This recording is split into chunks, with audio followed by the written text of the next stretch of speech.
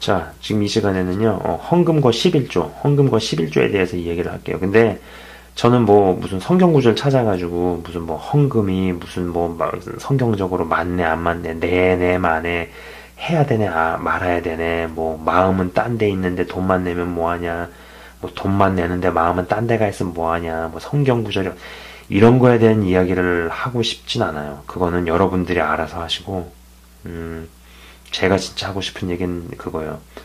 헌금과 11조는 해야 되냐? 예, 해야 됩니다. 예, 해야 됩니다. 그거에 대한 거 뭐 얘기 안 할게요. 뭐 그런 건 다른 분들도 다른 목사님들 많이 얘기하니까. 근데 제가 진짜 하고 싶은 얘기는 이거예요. 그러면 헌금과 11조를 본교회에다 해야 되느냐?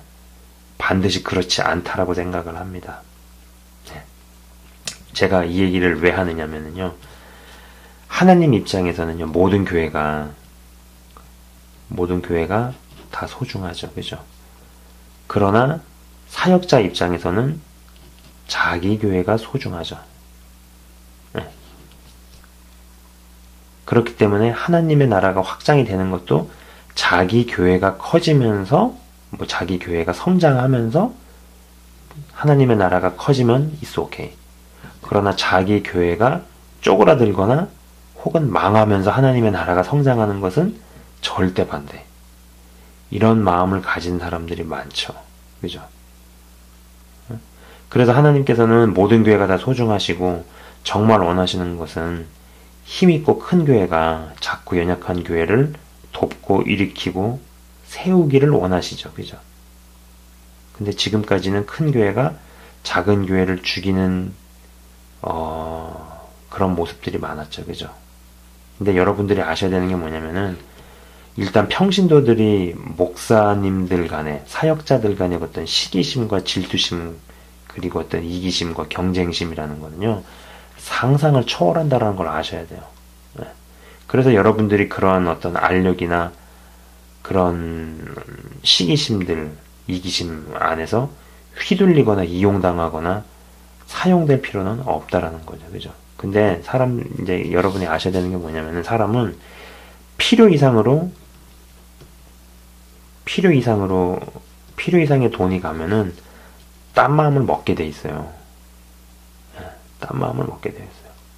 자, 뭐 요새 그런 얘기 들더라고요. 뭐 아무개 목사님이 800억을 가지고 뭐 비자금을 뭐 만들어놨네 어쩌네 뭐 그런 얘기 하는데 사실 뭐 그 목사님도 그게 잘한 건 아니죠.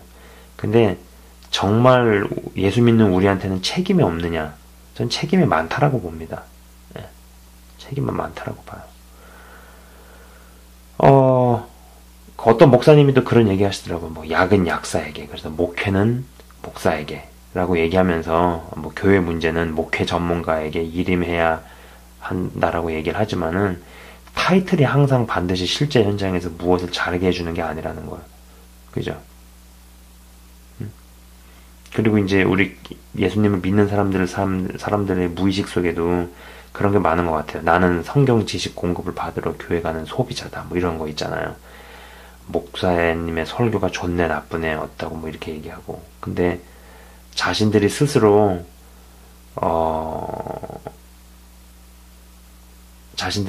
이제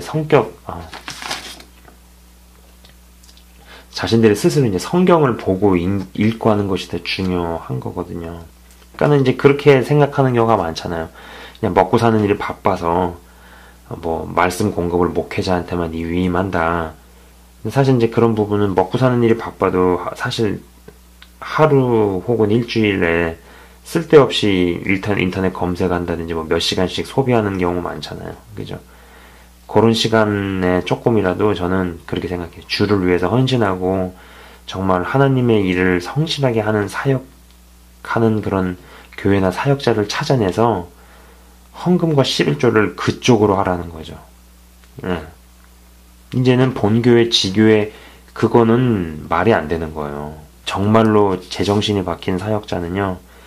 내 교회가 망하더라도 하나님의 나라가 커지면 그로 인해서 기뻐해야 되는 것이 맞는 겁니다. 근데 그런 분들이 없다라는 거예요. 그죠? 그래서 이런 부분들에서 목사님들이 타락을 안 하기 위해서는 성도님들께서 정신을 차리셔야 된다라는 거죠. 예. 이런 게 됐을 때 진정한 교회 연합이 되는 거예요. 그리고 진정한 교회 연합을 꿈꾸고 보고 싶으시면은 평신도 여러분들께서 지금보다는 신경 쓰고도 노력을 하셔야 될 필요가 있다라는 거야. 예. 뭐 헌금과 11조는 지교회에다가 해라. 본교회에다가 해라. 안 해요. 뭐 지교회, 본교회 그런 게 어디 있어요. 예. 뭐 작은 교회는 교회가 아니고 큰 교회만 교회고 그런 게 아니란 얘기죠. 예. 그렇기 때문에 필요 이상으로 재정이 쌓이게 되면은 아무래도 유혹을 많이 받고 타락을 하게 된다라는 거. 선교지에서도 마찬가지예요. 1000불 정도면은 4인 가족이 뒤집어 쓰는 곳에 3000불씩, 4000불씩 교회에서, 교단에서 재정 지원을 해주면 어떻게 되겠어요? 그 사람이 땀만 먹지 않을까요? 하라는 선교는 안 하고 집에다가 막 종 3명, 4명씩 갖다 놓고 애들은 다 외국인 학교에서 교육시키고 왕같이 살고 있고 부동산 투기하고 이렇게 안 하게 될까요? 800억 비자금을 만든 그 목사님, 그분의 잘못도 있지만 그게 그분만의 잘못은 아니라고 생각을 합니다. 여러분들이 정말로 성경을 보시고 또 그리고 정말로 하나님 말씀에 맞게 사역을 하시는 진짜 목사님들을 발굴을 하셔서 헌금 11조 그런 분들한테 하세요. 괜찮습니다. 저는 그게 맞는 거라고 보고, 그리고 원래는 큰 교회가 성장을 했으면은 작은 교회를 살리고 세우는데 돈을 그렇게 쓰고 헌금을 썼으면은 평신도들이 그런 걸 할 필요는 없겠죠. 그러나 그렇게 못하게 됐으면은 이 자정 능력을 갖출 걸 기대하지 마시고 여러분들이 그런 것을 리서치를 하시고 찾으셔서 여러분들 헌금과 11조 이런 것들을 그런 교회나 그런 단체나 아니면 그런 개인에게 하셔도, 그리고 전 하시라고 권하고 싶어요. 그리고 그게 맞는 거라고 봅니다. 목사나 사역자들도 사람이에요. 그리고 저도 이쪽 공부를 하면서 이런 분들을 많이 보고 하니까는 왜 목사님들이 뭐 영원하지만은 결국은 사람을 돈으로 취급하거나 아니면 자기 목적을 이루는 수단으로 취급하든지, 처음부터 그렇게 마음먹고 시작한 사람도 있고 처음에는 순수하게 시작했지만 변질되는 경우도 있고, 이런 경우들을 많이 보고 되고 접하게 되는데, 지금 중요한 거는요, 여러분이 직접 성경을 보시고 여러분이 직접 결정을 내시고 말씀에 근거해가지고 여러분께서 직접 분별하시는 게 가장 중요합니다. 그래서 헌금과 11조를 가지고 더 이상 무슨 뭐 800억씩 어떤 목사님이 그냥 비자금 만들게끔 그렇게 망하게끔 하지 마시고 여러분들께서 스스로 지혜롭게 잘 결정하셔서 쓰셨으면 좋겠습니다.